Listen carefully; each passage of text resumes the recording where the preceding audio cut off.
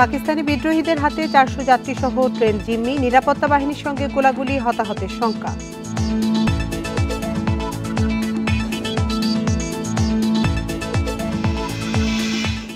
শাহবাগে ধর্ষণ নিপীড়ন বিরোধীদের সঙ্গে পুলিশের সংঘর্ষ, প্রধান উপদেষ্টাকে স্মারকলিপি দিতে বাধা। পাচার হওয়া কয়েকশো কোটি ডলার এবছরই ফেরানোর আশা উপদেষ্টার, 200 কোটি টাকার বেশি পাচারকারীরা চিহ্নিত।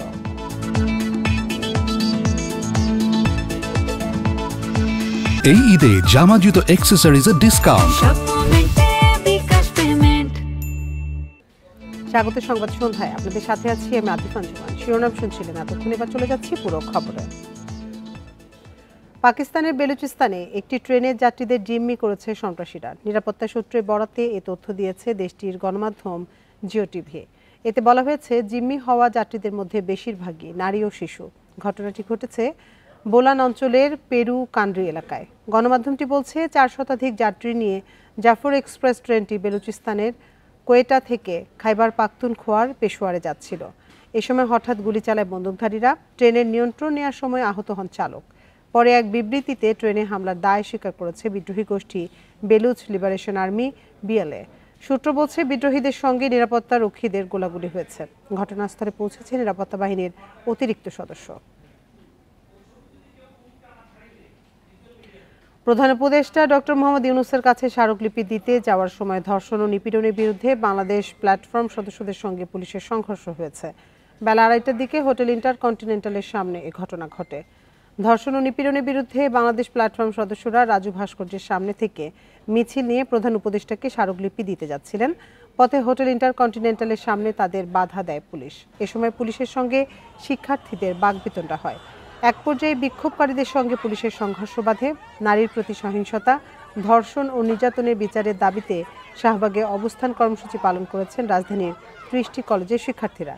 বেলা 11:30 থেকে ছোট ছোট মিছিল নিয়ে তারা শাহবাগ জাতীয় জাদুঘরের সামনে অবস্থান নেন। শান্তিপূর্ণভাবে একটা মিছিল, যেটা সামনে সারিতে খালি নারীরা ছিল, সেই মিছিলে এই স্বরাষ্ট্র উপদেষ্টার পালন করা পুলিশ হামলা চালাইছে। কার্যালয়ের মাঝে তারা বাসভবনের দিকে ঢুকতেছিল, তখন আমরা আটকে দেওয়ার পরে তাদের প্ল্যানটা বলে যে আপনারা কি করতে চান, তারা কোনো কিছু শুনবে না। তারা হচ্ছে ব্যারিকেড ভেঙে ঢুকে যাবে। ঠিক আছে, আপনারা গেলে এখানে প্রতিনিধি হিসেবে আমার 4-5 জন কথা হয়েছে, আপনারা প্রতিনিধি চান, কথা বলে আপনাদের স্মারকলিপিটা দিয়ে দেন। শিশু ধর্ষণের ঘটনায় জড়িতদের সর্বোচ্চ শাস্তির দাবি জানিয়েছে ঢাকা বিশ্ববিদ্যালয়ের শিক্ষকরা। মঙ্গলবার সকালে সাদা দলের শিক্ষকরা অপরাজেয় বাংলার পাদদেশে আয়োজিত মানববন্ধন থেকে এই দাবি জানান। সম্প্রতি মাগুরায় ঘটে যাওয়া শিশু ধর্ষণের ঘটনার নিন্দা করে অভিযুক্তদের দৃষ্টান্তমূলক শাস্তির দাবি জানান শিক্ষকরা। একই সঙ্গে ঢাকা বিশ্ববিদ্যালয় ক্যাম্পাসে নারী হেনস্থারও প্রতিবাদ জানান তারা। এ সময় বিশ্ববিদ্যালয়কে নারীবান্ধব করে গড়ে তুলতে প্রয়োজনীয় পদক্ষেপ গ্রহণের আহ্বান জানিয়ে শিক্ষক নেতারা বলেন, ক্যাম্পাসের শিক্ষার্থী ও দেশ জুড়ে কর্মরত নারীরা নির্ভয়ে তাদের দৈনন্দিন কার্যক্রম চালিয়ে যেতে পারেন তা নিশ্চিত করতে হবে।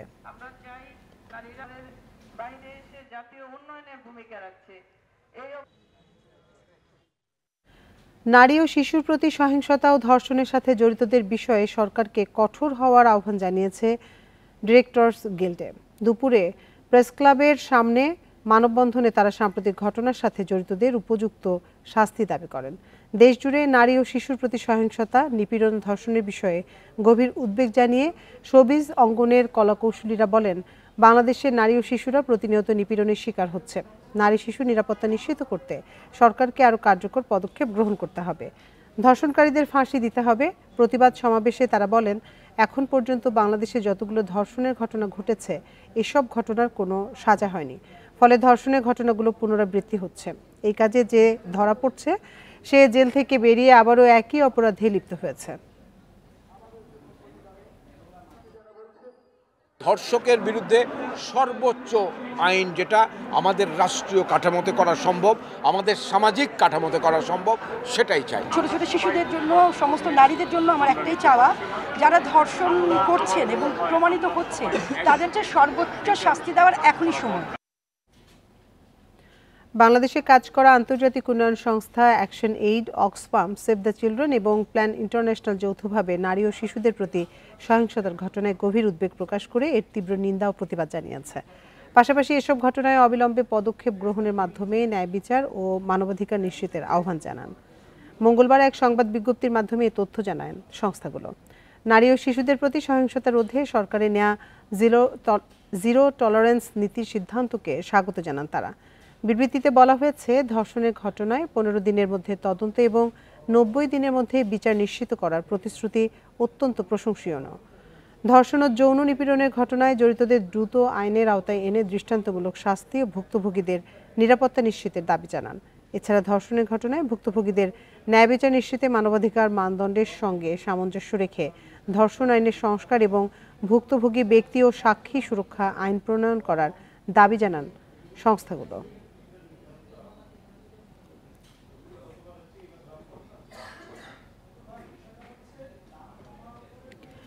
পুলিশের এপিসি থেকে ফেলে দেয়া আসহাবুল ইয়ামিনকে হত্যার ঘটনায় 10 জনের বিরুদ্ধে গ্রেপ্তারি পরোয়ানা জারি করেছে আন্তর্জাতিক অপরাধ ট্রাইব্যুনাল। মঙ্গলবার প্রসিকিউশনের আবেদনে এই পরোয়ানা জারি হয়। এদিন রাজধানীর চাংখারপুলে সরাসরি গুলি চালিয়ে কয়েকজনকে হত্যার অভিযোগে এক পুলিশ সদস্যকে কারাগারে পাঠিয়েছে ট্রাইব্যুনাল। ছাত্র জনতার আন্দোলনের প্রথম দিকে গত বছরের 18 জুলাই সাভারে পুলিশের এপিসির ওপর গুলি করা হয় এমআইএসটির 4র্থ বর্ষের শিক্ষার্থী আসহাবুল ইয়ামিনকে। পর হাসপাতালে দিলে সাভার এনাম মেডিকেলের চিকিৎসকরা তাকে মৃত ঘোষণা করেন। মঙ্গলবার আলোচিত এই হত্যার ঘটনায় নতুন একটি মামলা দায়ের করেছে প্রসিকিউশন। হত্যায় জড়িত পুলিশ কর্মকর্তা সহ 10 জনের বিরুদ্ধে গ্রেপ্তারি পরোয়ানা জারি করেছে আন্তর্জাতিক অপরাধ ট্রাইব্যুনাল। এই 10 জনের মধ্যে আইন শৃঙ্খলা বাহিনীর সদস্যরাও আছেন এবং স্থানীয় কিছু আওয়ামী লীগ নেতৃবৃন্দও আছে।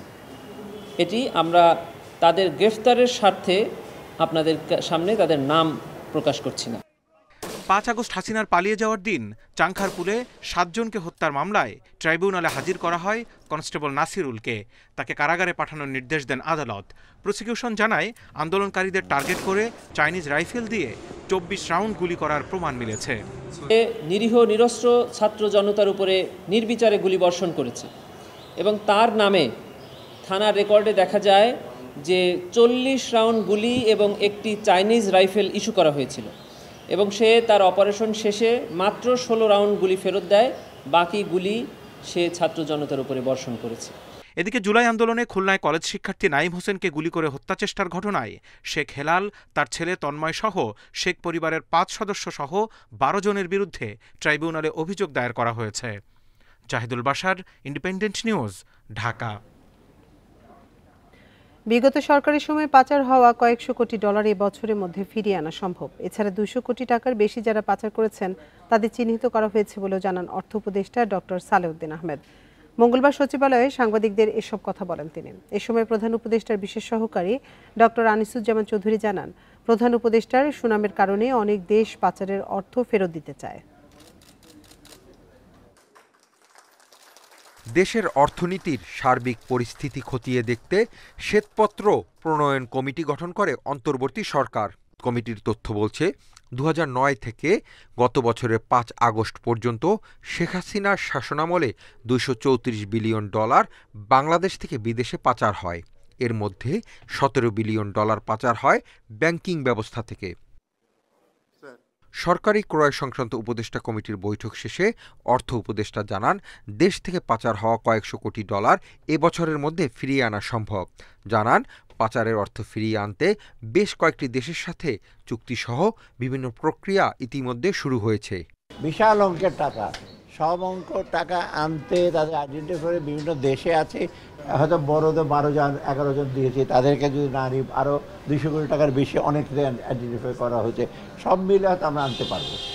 এদিকে অর্থ মন্ত্রণালয়ের দায়িত্ব নেয়ার পর সাংবাদিকদের সাথে কথা বলেন প্রধান উপদেষ্টার বিশেষ সহকারী ডক্টর আনিসুজ্জামান চৌধুরী। জানান, বিদেশে পাচার হওয়া অর্থ ফিরিয়ে আনা সম্ভব। টাকা ফিরিয়ে দেওয়ার আগ্রহ জানিয়েছে বেশ কিছু দেশ। শ্রদ্ধেয় প্রধান উপদেষ্টা ওনার সামনে ওনারা নিজেরাই অফার করছেন সহযোগিতার। এটা সেই জন্য আমরা অত্যন্ত দ্রুত কাজ করছি। ইনশাল্লাহ আমরা সফল হব। তিনি আরও বলেন, দেশ থেকে কোথায় কি যাচ্ছে তার হিসাব স্বচ্ছতার সঙ্গে নিশ্চিত করা হলে পাচার বন্ধ হবে। সর্বপ্রথম national human development report. Hasif Mahmud Shah, independent news, Dhaka. Vote রাজনীতি সংস্কার নিয়ে কথা বলার পাশাপাশি রাজনৈতিক দলগুলোর উচিত ক্ষমতায় গেলে কিভাবে জনগণের দুর্ভোগ কমানো যায় সে বিষয়ে প্রস্তাব তুলে ধরা। মঙ্গলবার সন্ধ্যায় এক ইফতার মাহফিলে লন্ডন থেকে ভার্চুয়ালি যোগ দিয়ে এসব কথা বলেন বিএনপির ভারপ্রাপ্ত চেয়ারম্যান তারেক রহমান। ইফতারের আগে সংক্ষিপ্ত বক্তব্যে আগামী দিনের রাষ্ট্র নির্মাণে সংস্কারের প্রয়োজনীয়তার কথা তুলে ধরেন তারেক রহমান। বলেন, সংস্কারের পাশাপাশি দলগুলোর উচিত আরও কিছু বিষয় নিয়ে তর্ক বিতর্ক করা। উল্লেখ করেন, দেশের মানুষ নিত্য প্রয়োজনীয় দ্রব্যের দাম নিয়ে এখনও ভোগান্তিতে আছে। আগামীতে ক্ষমতায় গেলে কিভাবে পণ্যের দাম কমানো হবে, চিকিৎসা ব্যবস্থার উন্নয়ন করা হবে সে বিষয়ে প্রস্তাবনা তুলে ধরা উচিত সব দলের। একই সঙ্গে জনদুর্ভোগের বিষয়গুলো নিয়েও সবার সরব হওয়া প্রয়োজন।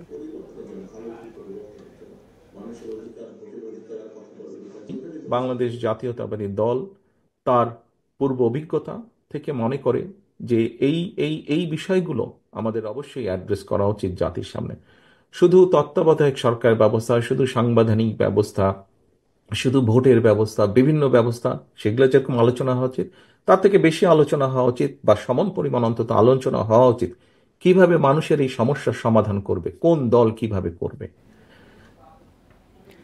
শেখ হাসিনা ও তার পরিবারের সদস্যদের ১২৪টি ব্যাংক হিসেবে ৬৩৫ কোটি টাকা জব্দ করেছে দুর্নীতি দমন কমিশন দুদক। মঙ্গলবার সকালে এই হিসেবগুলো জব্দ করা হয়। এছাড়া শেখ হাসিনার পরিবারের সদস্যদের মালিকানাধীন সুধা সদন ভবন ও ৬টি ফ্ল্যাট জব্দ করে সংস্থাটি। এসব তথ্য দিয়েছেন দুদক মহাপরিচালক আক্তার হোসেন। শেখ হাসিনা পরিবার ও তাদের নিয়ন্ত্রণে বিভিন্ন সংস্থার ১২৪টি ব্যাংক হিসাব খুঁজে বের করে বাংলাদেশ ফাইন্যান্সিয়াল ইন্টেলিজেন্স ইউনিট। ব্যাংকের এসব হিসাবে ৬৩৫ কোটি ১৪ লাখ টাকা রয়েছে। এই টাকার উৎস নিয়ে প্রশ্ন তুলে আদালতের কাছে ব্যাংক হিসাবগুলো জব্দের আবেদন করে দুদক। পরে ব্যাংক হিসাব জব্দের আদেশ দেয়া হয় দুদককে। ১২৪টি অ্যাকাউন্ট ফ্রিজের জন্য আবেদন করা হয়েছিল। আমরা কিছুক্ষণ আগে জেনেছি এই ১২৪টি অ্যাকাউন্টে যে অর্থে রয়েছে সেটা বিজ্ঞ আদালত থেকে সে বিষয়ে অবরুদ্ধকরণের আদেশ প্রদান করা হয়েছে। এছাড়া আদালতের আদেশে সুধা সদনের পাশাপাশি শেখ রেহেনার সেগুনবাগিচায় একটি, টিউলিপের গুলশানে একটি, বনানীতে শেখ পরিবারের 4টি ফ্ল্যাট জব্দ করে দুদক।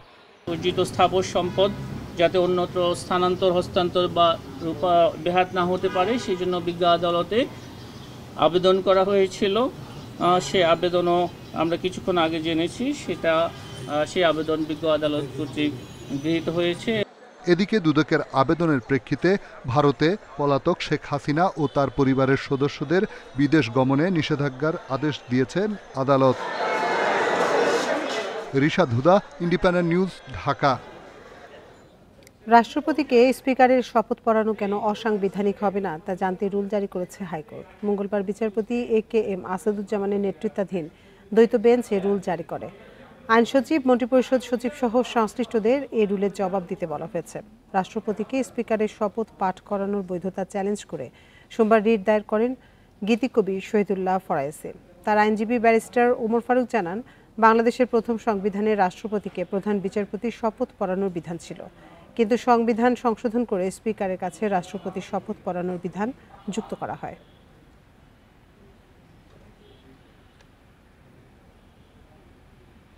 সেখানে আদালত সন্তুষ্ট হয়ে রুল ইস্যু করেছেন। আমরা দেখিয়েছি আমাদের পার্শ্ববর্তী দেশ India, Nepal, Bhutan, Sri Lanka, even USA সভ্য দেশগুলা, সেখানে সব রাষ্ট্রপতি প্রধান বিচারপতির কাছে শপথ পড়ান। আমরা এও বলেছি 2 জন শুধু আছে বাংলাদেশের প্রধান, একজন বাংলাদেশের প্রধান বিচারপতি, একজন বাংলাদেশের রাষ্ট্রপতি। তো সুতরাং তাদের এবারে জনপ্রতি ন্যূনতম ফিতরা নির্ধারণ করা হয়েছে 110 টাকা, সর্বোচ্চ ফিতরা 2805 টাকা। জাতীয় সাদাকাতুল ফিতর নির্ধারণ কমিটির সভায় এই সিদ্ধান্ত হয়েছে।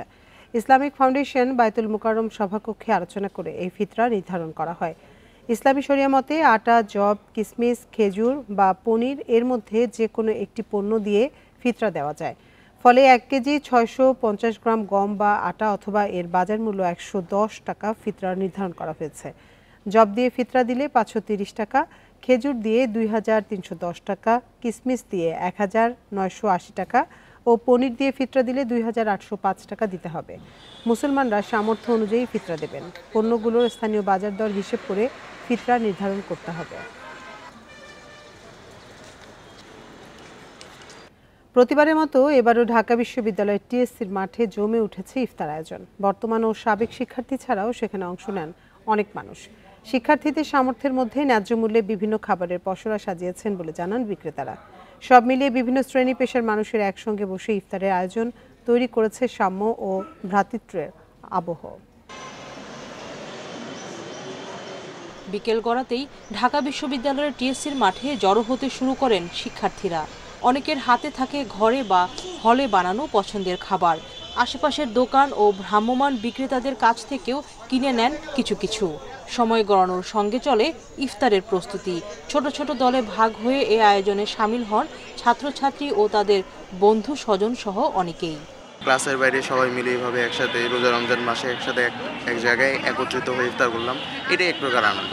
ক্যাম্পাসে হচ্ছে যে 7 বছর হয়ে গেছে, প্রায় শেষের দিকে চলে আসছি। এটা আমাদের একটা হচ্ছে যে আবেগের জায়গা। টিএসসি এলাকার দোকানিরা জানান, শিক্ষার্থীদের কথা ভেবেই খাবারের দাম নাগালে রাখার চেষ্টা করেন তারা। বিক্রিও ভালো হচ্ছে বলে দাবি তাদের। 5 টাকা পিস আলুর চপ, বেগুনি 5 টাকা, সবচেয়ে কম দামে আমরা বিক্রি করি ছাত্রদের জন্য।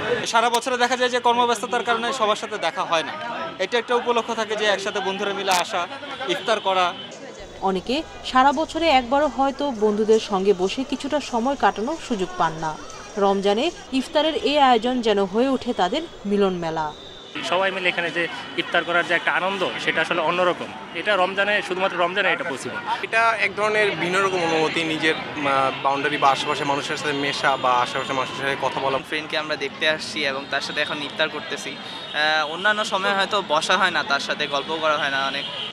টিএসসির ইফতারে সব ধর্ম বর্ণের মানুষের এই মেলবন্ধন দেয় সাম্যের শিক্ষা। সবার মধ্যে তা ছড়িয়ে দিতে চান বলে জানান শিক্ষার্থীরা। সুলতানা জাহান মিতু, ইন্ডিপেন্ডেন্ট নিউজ, ঢাকা। প্রবাসীদের ভোটদানের জন্য পোস্টাল ব্যালট কার্যকরী নয়, এ কারণে প্রক্সি ভোটিং পদ্ধতির নীতিগত সিদ্ধান্ত নিয়েছে নির্বাচন কমিশন। বেলা 11:30টায় রাজধানীর আগারগাঁওয়ে নির্বাচন ভবনে ব্রিফিংয়ে একথা জানান নির্বাচন কমিশনার আবুল ফজল মোহাম্মদ সানাউল্লাহ। দুঃখিত। তিনি বলেন, এ বিষয়ে রাজনৈতিক দলগুলোর সঙ্গে আলোচনা করা হবে। এর আগে সোমবার নির্বাচন কমিশনার কার্যালয়ে বৈঠক শেষে ইসি জানায় একটি অ্যাপ তৈরি করা হবে, সেখানে প্রবাসীরা নিবন্ধন করবেন। সেই অ্যাপের মধ্যেই প্রবাসীরা তাদের নমিনি ঠিক করে দেবেন এবং সেই নমিনি ভোট দিতে পারবেন। এভাবেই আগামী জাতীয় নির্বাচনে প্রক্সি ভোট দেওয়ার সুযোগ পাবেন প্রবাসী বাংলাদেশিরা। গণপ্রতিনিধিত্ব আদেশে পোস্টাল ব্যালটে ভোট দেওয়ার বিধান রয়েছে। এর সাথে অনলাইন ও প্রক্সি ভোটিং যুক্ত করতে চায় ইসি। আগামী জাতীয় সংসদ নির্বাচনে প্রক্সি ভোটিং চালুর লক্ষ্য কমিশনের। আমরা প্রচলিত নিয়মে দেখতে পেয়েছি যে 4 ধরনের ভোটার শুধুমাত্র পোস্টাল ব্যালটের মাধ্যমে ভোট দিতে পারেন। এই 4 ধরনের ভোটারের মধ্যে প্রবাসী ভোটার হচ্ছে একটি। যে সবার এখানে সম্মতির ব্যাপার আছে, নেওয়ার ব্যাপার আছে, সিস্টেমটা আমরা ডেভেলপ করতে পারলাম কিনা ফুল প্রুফ ভাবে সেটার ব্যাপার আছে। এগুলো যদি করতে পারি তাহলে ইনশাল্লাহ আগামী নির্বাচনে আমরা প্রক্সি ভোটটা মোটামুটি একটা পরিসরে আর বাকিগুলো ট্রায়াল ফেজে ইমপ্লিমেন্ট করতে পারবো বলে আমাদের ধারণা। কিডনি বিকল হয়ে দেশে প্রতি বছর 40,000 মানুষের অকাল মৃত্যু হয়। এখন দেশে কিডনি জটিলতায় ভুগছে 4 কোটির মতো মানুষ। মঙ্গলবার রাজধানীতে এক আলোচনা সভায় বিশেষজ্ঞরা জানান, কিডনি রোগের চিকিৎসা খরচ বেশি হওয়ায় আক্রান্তদের 90%-ই মৃত্যু হয় বিনা চিকিৎসায়। খাদ্যাভ্যাস ও অনিয়ন্ত্রিত জীবনযাপনের কারণে দেশে ভয়াবহভাবে বাড়ছে কিডনির নানা জটিলতায় ভোগা মানুষের সংখ্যা। এমনকি কিডনি রোগে আক্রান্ত হয়ে মৃত্যুর সংখ্যাও বাড়ছে। জাতীয় প্রেস ক্লাবের তোফাজ্জল হোসেন মানিক মিয়া হলে আয়োজিত কিডনি স্বাস্থ্য সুরক্ষায় প্রতিবন্ধকতা ও উত্তরণের উপায় বিষয়ে গোলটেবিল আলোচনায় এসব তথ্য উঠে আসে। প্রতি বছর 40,000 রোগী তাদের কিডনি সম্পূর্ণ বিকল হয়ে তাদের ডায়ালাইসিসের উপর নির্ভরশীল হতে হয়। যদি ডায়ালাইসিস না করা যায় বা ট্রান্সপ্ল্যান্ট না করা হয় তাহলে তাদের মৃত্যু অবধারিত। একটা পেশেন্টকে যদি আমরা টেক কেয়ার করতে চাই, পার্টিকুলারলি কিডনি কেয়ার, তাহলে আমরা প্রথম থেকেই তাদের ইউরিন পরীক্ষা করে নিতে হবে। ইট ইজ ভেরি সিম্পল, একটা মাল্টিস্টিক দিয়ে করা যায়। আর 2 নম্বর হচ্ছে একটা creatinine level, eGFR, at best একটা আলট্রাসোনোগ্রাম। এই অল্প পরীক্ষার মাধ্যমেই আসলে প্রথম পর্যায়ে কিডনি রোগ ডিটেক্ট করা যায়। বক্তারা বলেন, দেশে ডায়াবেটিস ও উচ্চ রক্তচাপের রোগী বাড়ছে, অথচ এই রোগ দুটি নিয়ন্ত্রণে রাখতে পারলে কিডনি রোগীর সংখ্যা 50% কমিয়ে আনা সম্ভব। জন্মের পরে কিডনি কিন্তু আর বৃদ্ধি পায় না, সে অপরিণত কিডনি নিয়েই বড় হতে থাকে এবং এই সারা শরীরের বোঝা যখন সেই অপরিণত কিডনির উপর পড়ে, সেই কিডনি বিকল হয়ে যায়। সেই বাচ্চাগুলিকে সবসময় আমাদের তত্ত্বাবধানে রাখতে হবে। দেশে প্রায় 4 কোটি রোগী থাকলেও ডায়ালাইসিস সেন্টারের সংখ্যা প্রয়োজনের তুলনায় কম।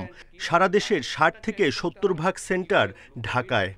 রোগ ভালো হয় যখন আপনি স্টেজ 1 এবং 2-তে যদি ট্রিটমেন্ট দিতে পারেন, এবং ট্রিটমেন্টগুলো খুবই সিম্পল। স্টেজ 3 এবং 4 স্টেজে যেটা আপনার কিডনি মডারেট ড্যামেজ হয়ে গেছে, সেখানে আপনি শুধু এটা স্লো ডাউন করতে পারেন, কিন্তু কিওর করতে পারবেন না। ডায়াবেটিস রক্তচাপ নিয়ন্ত্রণে রেখে এবং খাদ্যাভ্যাস পরিবর্তনের মাধ্যমে কিডনি বিকল রোধ সম্ভব বলে মত বিশেষজ্ঞদের। Buddhadeb Kundu, independent news, Dhaka. দিনে মাতুয়াইলে পোড়ানো হয় আবর্জনা, আর রাতে চালানো হয় ব্যাটারি। 2 পর্যায়ে ধোঁয়ায় অতিষ্ঠ নগরবাসী। পরিবেশ গবেষকরা বলছেন, এই ধোঁয়া রাজধানীতে মাত্রাতিরিক্ত দূষণ সৃষ্টি করছে। নগরের প্রবেশপথের 2 প্রান্তের ধোঁয়ায় বিষাক্ত হয়ে উঠছে রাজধানীর বাতাস। রাজধানীর দক্ষিণে মাতুয়াইল ডাম্পিং স্টেশনের বর্জ্য পড়ছে 3 মাস ধরে। এর ধোঁয়া দক্ষিণ থেকে উত্তর ও পশ্চিম দিক হয়ে সরাসরি প্রবেশ করছে রাজধানীতে। এতে পুরো নগর ধোঁয়ায় আচ্ছন্ন হয়ে থাকছে। স্থানীয়রা বলছেন, শীত মৌসুম থেকে এই আগুন জ্বলে চলতে থাকে বর্ষার আগ পর্যন্ত। আবার রাত হলে পুরনো ব্যাটারির জ্বালানো ধোঁয়ায় ঢেকে যায় শেখদি, মানিকনগর, ড্যামরা, যাত্রাবাড়ি সহ আশপাশের 15 কিলোমিটার এলাকা। দক্ষিণ দিকের বাতাসটা যখন আসে তখনই আমাদের এলাকা ঢুকে। আমরা মানিকনগরের বাসিন্দা, তো সন্ধ্যার পর থেকে আমাদের ওখানে ধোঁয়াটা আসা শুরু হয়। ব্যাটারির ধোঁয়াটা আরও ভয়াবহ। এটা তো সাদা ধোঁয়া, ওইটা হলো কালো ধোঁয়া। ওই ধোঁয়াটার আপনি 10 গজ সামনেও যেতে পারবেন না। আমার ছেলে একটা ঘরে ওই শ্বাসকষ্টের রোগী, মানে এগুলি থেকে আরো মানে কি ঝামেলাটা আরো বেশি হইতেছে। তো মানুষের জীবনযাত্রা তো ব্যাহত হচ্ছেই। একই চিত্র উত্তরের আমিনবাজার ডাম্পিং স্টেশনে। সেখানেও আবর্জনা পোড়ানোর ধোঁয়া সরাসরি প্রবেশ করছে রাজধানীতে। পরিবেশ গবেষকেরা বলছেন, এই বর্জ্য পোড়ানোর ধোঁয়া তীব্র করছে রাজধানীর দূষণ। 15 থেকে 16 গুণ বেশি বায়ু দূষণ ঢাকা শহরের মানুষকে, জীবনকে দুর্বিষহ করে তুলছে। Black carbon, particulate matter, lead, nickel, mercury এগুলোর সম্মিলিত, অর্থাৎ পার্টিকুলেট ম্যাটার এবং গ্যাসিয়াস পলিউটেন্ট একাত্রে হয়ে সমস্ত এলাকাটিকে এখন বসবাসের প্রায় অযোগ্য করে তৈরি করা হচ্ছে। মাতুয়াইল ডাম্পিং স্টেশন প্রায় 3.5 দশক আগে চালু হয়েছে। শত একরের জমির ওপর এই ডাম্পিং স্টেশনের ধারণ ক্ষমতা অনেক আগেই শেষ হয়েছে। তাই অতিরিক্ত আবর্জনা ব্যবস্থাপনায় হিমশিম খেতে হচ্ছে সিটি কর্পোরেশনকে। আমরা কিন্তু আগুন জ্বালাই না, গ্যারান্টেড। আপনি একটু ভিজিট করলেই বুঝতে পারবেন। আগুন যখন ধরছে তখন আমরা ফায়ার ব্রিগেডের সাহায্য পেলাম। ফায়ার ব্রিগেড আমাকে বলতেছে যে স্যার, যেহেতু আমাদের ম্যান্ডেট এটা কভার করে না। বছরের বেশিরভাগ সময় বিশ্বের বায়ু দূষণে শীর্ষ তালিকায় থাকে রাজধানী ঢাকা। পরিবেশ আইনের প্রয়োগ ও সচেতনতা সৃষ্টি করা না গেলে পরিস্থিতি আরও ভয়াবহ হবে বলে জানান গবেষকেরা। Shahriar Anirban, Independent news, Dhaka. পানি সংকট নিরসনের দাবিতে চট্টগ্রামে ওয়াসা ভবন ঘেরাও করে বিক্ষোভ করেছে বিভিন্ন এলাকার বাসিন্দারা। দুপুরে নগরীর দামপাড়া এলাকায় ওয়াসার কার্যালয়ে কর্মসূচি পালন করা হয়। গ্রাহকদের অভিযোগ, নিয়মিত পানি না পেয়েও প্রতি মাসে বিল পরিশোধ করছেন তারা। এ নিয়ে বারবার অভিযোগ করেও সুরাহা মেলেনি। পরে ওয়াসার এমডি বরাবর স্মারকলিপি দেন ভুক্তভোগীরা। এদিকে ওয়াসা কর্তৃপক্ষের দাবি, সাগরিকা এলাকায় বিদ্যুৎ বিভাগ কাজ করার সময় পানির পাইপ ফেটে যাওয়ায় পানি সরবরাহ ব্যাঘাত ঘটেছে। দ্রুত পানি সংকট নিরসনে কাজ করছে ওয়াসা। এদিকে চাহিদা অনুযায়ী পানি না পাওয়ায় বিক্ষোভ করেছেন বাগেরহাটের পৌর এলাকার বাসিন্দারা। পরে জেলা প্রশাসকের কাছে স্মারকলিপি দেন ভুক্তভোগীরা। আর এই ছিল সংবাদ সন্ধ্যার আজকের আয়োজনে। এতক্ষণ সাথে থাকার জন্য ধন্যবাদ সবাইকে।